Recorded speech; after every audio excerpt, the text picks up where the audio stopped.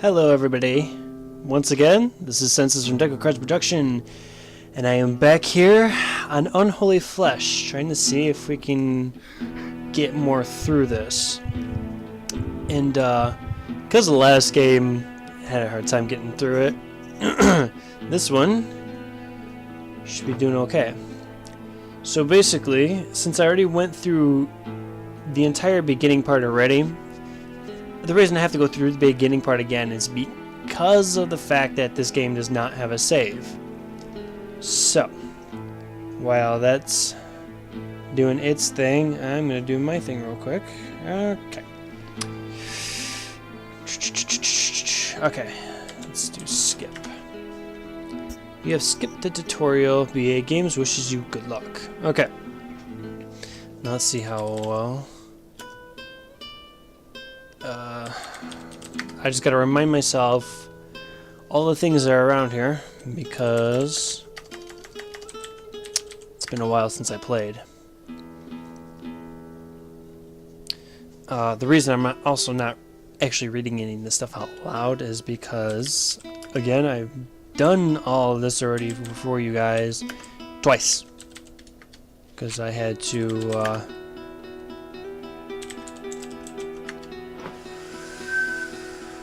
okay, alrighty then, and look under table. You find a garbage can. Look at, actually, just gonna type garbage can. You take a look at the garbage can. It's half spilled on rusty floor. You look inside it and find a diary page. Look at page. I could have dealt with the situation perfectly if it wasn't for the accident that made me a feeble cripple. It was at the beginning of the war. I had just received my uniform with the label James Carter shining bright upon it. When I was sent on a scouting mission along with a few fellow soldiers, we were going through a mountain pass when apparently whoever's writing this is a dude, and the entire time I thought it was a chick. So, okay, James Carter, blah, blah, blah, blah, blah. We were going through a mountain pass when an ambush came as if from nowhere. I'm going to learn to read one of these days. Now I lost my place because I got frustrated. We are going through the mountain pass, the ambush came out of the way. Although we tried to escape, most of us didn't make it far. While retreating over a slippery rock, I lost my footing and fell into an adjacent hole. I admit it saved my life, but it also left me permanently damaged. My brother came to the rescue later that day, and for that he got promoted to Lieutenant Jonathan Carter. Sweet. Alright, so... okay. Let's see, what else can we look at? Table, barred window, door. Door. You take a look at the door. The wooden old thing barely standing. It has a word carved on it. In the center of it, be warned. Open door. You reach for the knob, turn it softly, and the door opens. It leads into a dimly lit room. Go through door. Go through door. You step through the door. You stand on the edge of what looks like a staircase. The light from the bedchamber barely reveals a few steps leading... Oh yeah, I read all this. Okay. Oh, I keep wanting to press that. Stupid Minecraft. Go up ladder. I will spell one of these days too. Climb up the metal ladder, giant bell, and rain chest. Chest. Strap across it. Wood. Find a diary page and torch. Take page. I forgot to take the other page. Take torch. Take torch. Go. Again, I keep doing that. Go down ladder.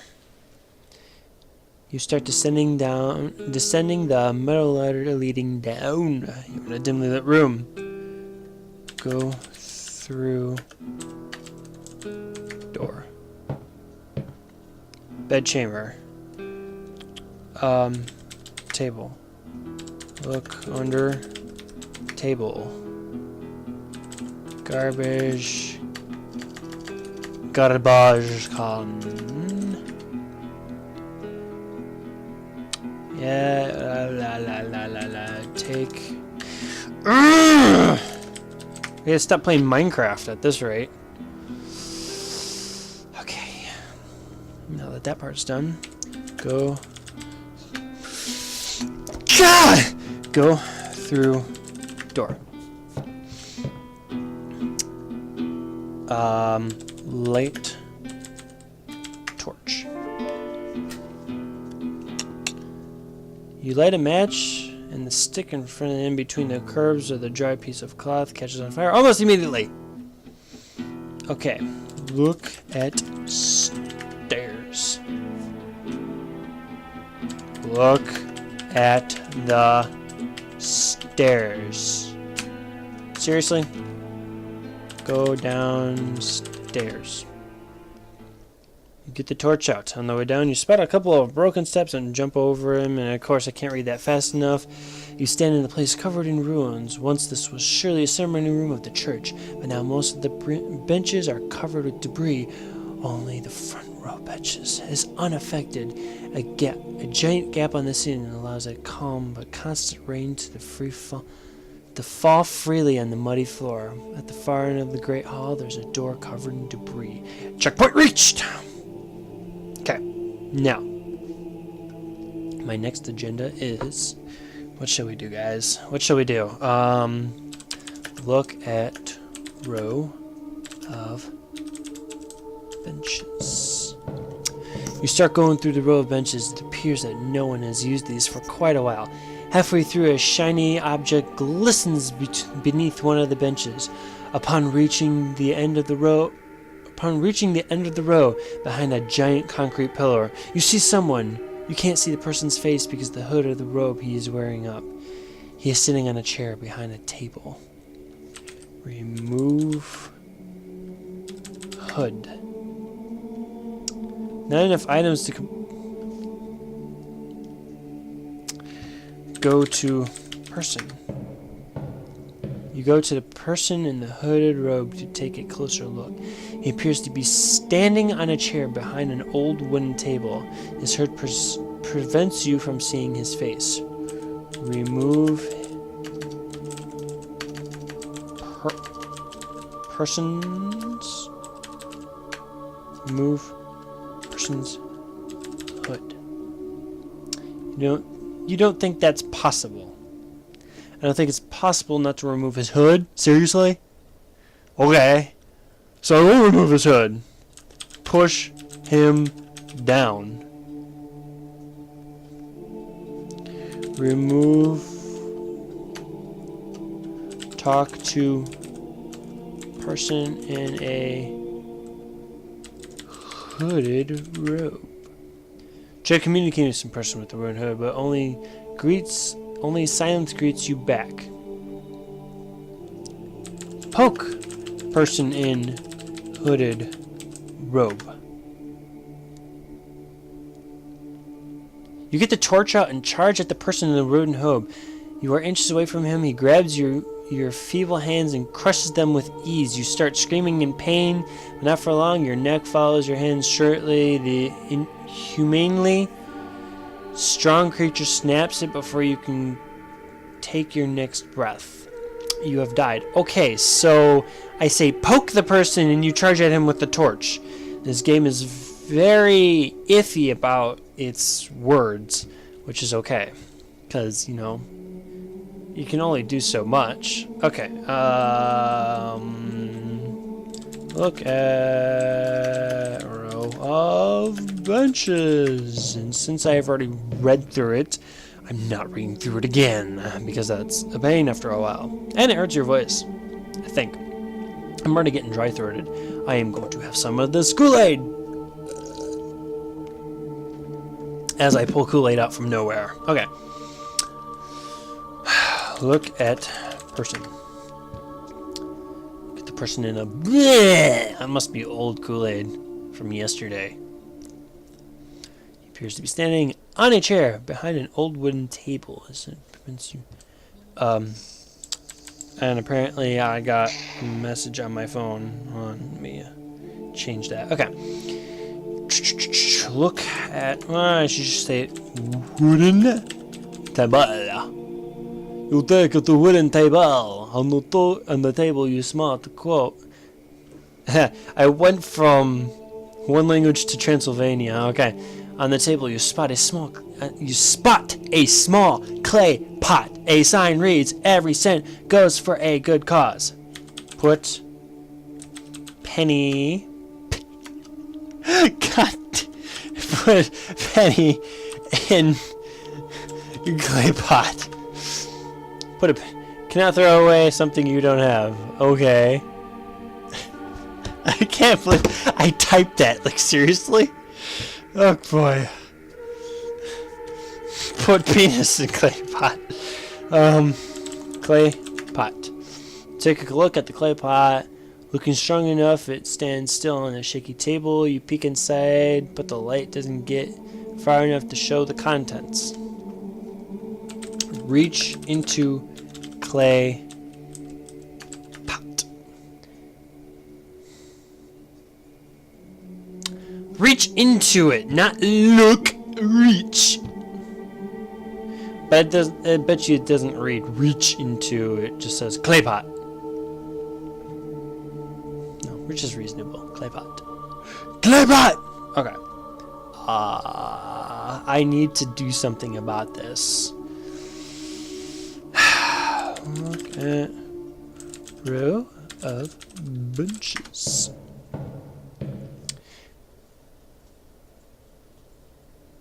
Okay, the music stopped there for a second. It actually kind of scared me. If I threw a shiny object, let's look under benches. Shiny object catches your eye. You find a coin adjacent to a narrow crack in the ground. A diary page is stuck underneath one of the benches. Look at the page. Page 6. Okay. Rick was helping my brother move the body in the backyard. I thought they were going to bury it there, but I lost sight of them when they got behind the angel statue and didn't see them for the rest of the night. A few days later, John started giving me medications for my leg. At first I was willing enough, but this continued for weeks and I'm getting sick of all the pills now. This morning, I was going to tell him that when he came into my bedchamber, but rather than giving me more drugs, he told me to stay quiet and slammed the door shut. Immediately, I tried the doorknob, but he had locked it already. This has gone far long. This has gone on far long. Far. Okay. Take page. Take coin. You take the coin and place it in your backpack. Go to person. Put penny in clay pot. Ah! Oh, okay. Put coin in clay pot. You toss the coin into the clay pot. It catches the web inside. Oh, shit! You reach to let it free when you hear a loud, creepy laughter. Instantly, your eyes fix on the figure in front of you. Its head grows up, uncovering the face of the hood. However, rather than a fleshy, bony skull appears beneath, the thing starts talking with the high-pitched voice of hell itself. Curse you and your filthy money. I'll be expecting you to be the deepest recesses of hell. With that, the road collapses to the ground. The thing appears to have taken the pot with it. What an asshole. Takes the pot with it. So, wooden table. Take a look at the table. Since it goes for a good cause. Okay, so the thing takes the coin, takes the pot, and says he doesn't want my dirty money, curse me.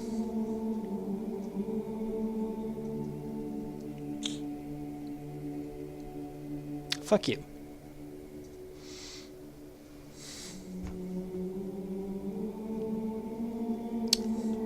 Look on chair. Look at chair. Ah! Chair! Look at altar. Altar. Look again and say that was. What? Look. Look around.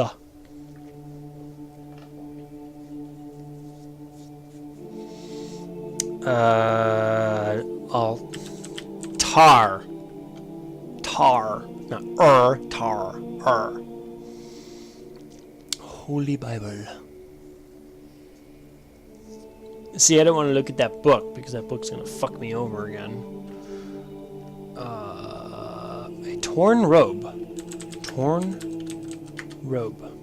Take a look at the torn robe. It lays on the muddy floor. You lift it and find a pile of robe beneath. Find a pile of robe beneath. Pile of rope.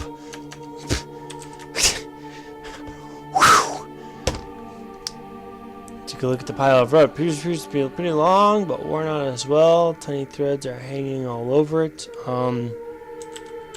Take rope. Take rope. Place in your backpack.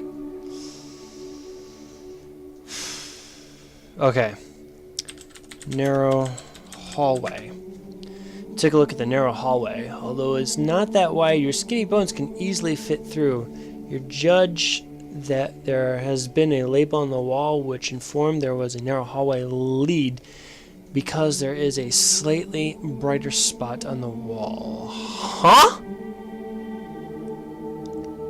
And more is going like way over my head. Although it is not wide, your skinny bones can fit easily through.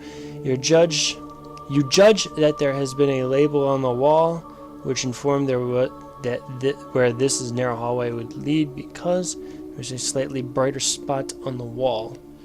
Go to narrow Halloween hallway.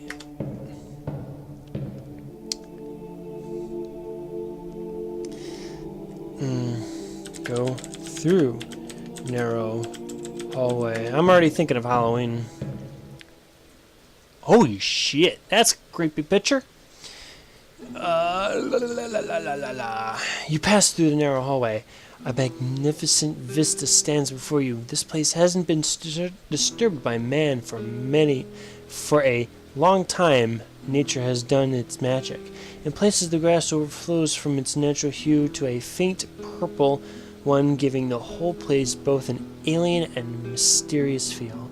Bright red roses are sticking out between the grass, lighting a garden up. In the center of all this stands a huge statue of an angel, as if taking a role of a guardian. One of these days I will read. If it wasn't for the rain, a person could have mistaken the place for heaven itself. The only thing which brings you back to reality is a strange dark hole near the left wall. Well, let's take a look at the statue first. If I can learn to spell. Statue. You take a look at the angel's statue. It's one of the tallest you can recall seeing. The angel has covered its mouth with its hands. There is a round platform besides the base of the statue. I love this music, by the way. You take a look at the round platform. It seems surprisingly undamaged. In the center of a bell is curved deep into it. Okay.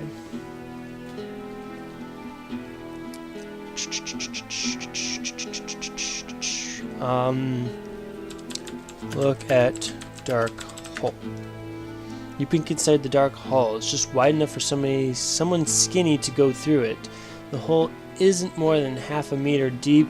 The roughness of which it has been dug suggests that the hands were used for the job. On the bottom of it, you can see a big hollow area. This with the size of a person. A pair of shackles lay on the bottom. There is a lever besides the shackles, covered in mud. There is a journal page barely visible on the left corner. Look at the page. Oh, this is a day. Day 32. It's not going well. In fact, I'm not making any progress with these rats. With these rats that they are giving me. I need real test subjects. Real people. Rick is going to the village for some. Jimmy wouldn't understand. No one would. Only a true child of science can comprehend what I am about to bring into this world. And no, it's not the end of the damn war. I don't care if it becomes a slave to one nation or another, but my brother does not deserve this. I am pushing the boundaries of science for him. I knew that mission was doomed from the start, but the captain insisted there should be a sacrifice for a greater good. That same night, I returned to the favor by smashing his skull against the ground. Okay, so it sounds like his brother's an asshole. Well, not an asshole, but, you know, trying to help out his brother or something. This is a long game. I'm actually surprised. Okay, pull lever. You don't see a way to move the muddy lever. Tie rope around lever. It was obviously snatched by force from somewhere.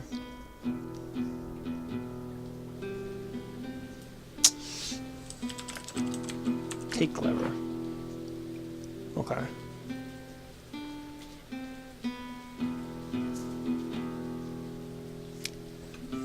Look at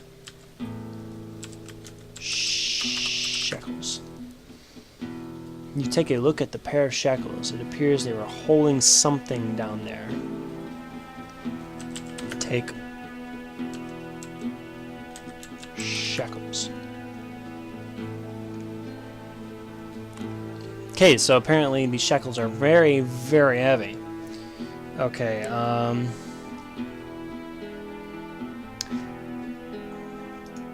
No!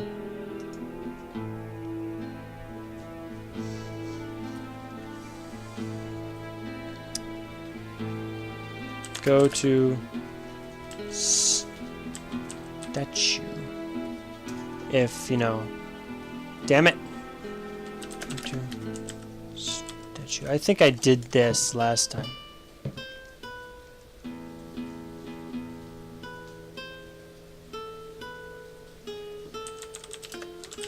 Round platform.